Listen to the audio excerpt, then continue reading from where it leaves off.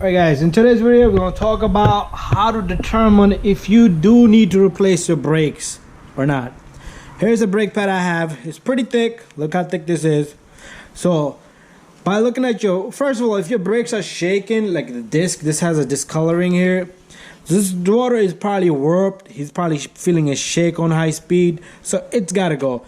But other than that, what would you look at if you need to understand how or is it time to change the brake pads? So very simple. I'm gonna show you just by looking. You don't even have to take off the tire. You can look right through the rim right over here. Okay, that's what I'm gonna show you. All you need is a flathead screwdriver, and once I'm done doing this brake job, I'm gonna continue this video to show you how the new one looks.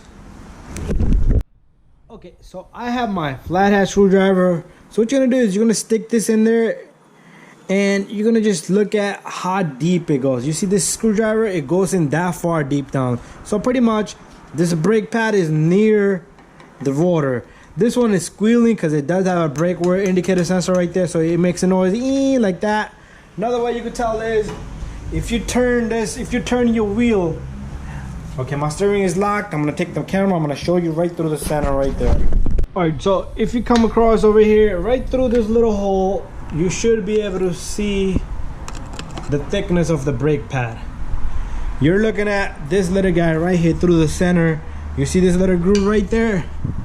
That little notch right there? You're gonna try to find that from inside right here.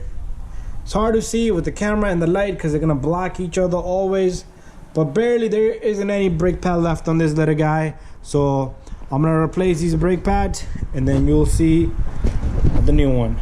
So I did take out the brake pad here. Let me show you the brake pad. It was squealing. So there's pretty much nothing left on this brake pad. Barely anything left on this brake pad. So that's how you're gonna determine. So pretty much there'll be nothing. This brake pad will go all the way in. You will see this hole here, gap, go all the way in. That's how I usually check. All right, you can measure it to the minimum thickness, but by eye you should be able to tell. And plus this sensor right here, the brake wear indicator sensor right here, it will squeal. You'll hear a noise like that when it rubs in the water. But anyways, I'm gonna continue this video. Once I change it, you're gonna see the difference. All right, here we are with new brake pads. Look at that.